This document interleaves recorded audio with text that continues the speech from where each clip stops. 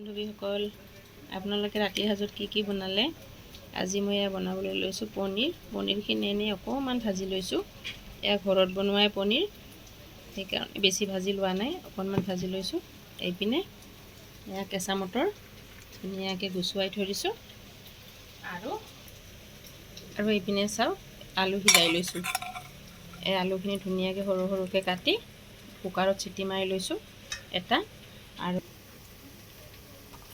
1 KG motor মই গুচুৱাই লৈছোঁ। গোটেইখিনি নবনাওঁ, আধা বনাম ইয়াৰ পৰা। মটৰ, পনীৰ আৰু আলু এনেদৰে এখন ধুনীয়াকৈ তৰকাৰী বনাম এতিয়া।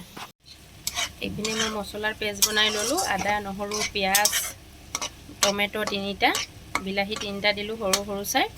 আৰু গোটেইখিনি জিৰা ধনিয়া একেলগে গোটেই আদা নহৰু হালধি নিমখ গোটেইখিনি দি পিনে মছলাখিনি ভাজি লৈ তাৰপিছত মই এয়া গুচাই থোৱা গ্ৰীণ মটৰখিনি দি দিছোঁ। কেঁচা মটৰখিনি আধা ভাজি হোৱাত এতিয়া মই এইপিনে সিজাই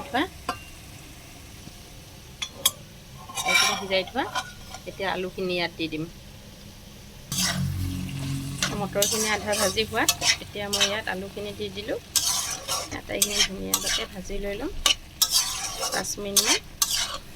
আলু ইতিমধ্যে সিজিয়ে গ'ল, মটৰো সিজি গ'ল। এতিয়া মা মছলাখিনি দি অকণমান ভাজি ল'ম।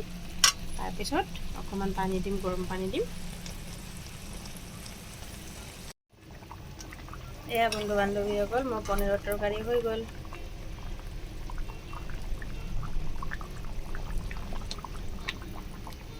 ইয়াত কেঁচা ধনিয়া পাত কাটি দিয়া হৈছে। ইমান ধুনীয়া গোন্ধ ওলাই গৈছে। আৰু এতিয়া এনেদৰে পৰিৱেশন কৰিম গৰম গৰম ভাত আৰু পনীৰৰ তৰকাৰী।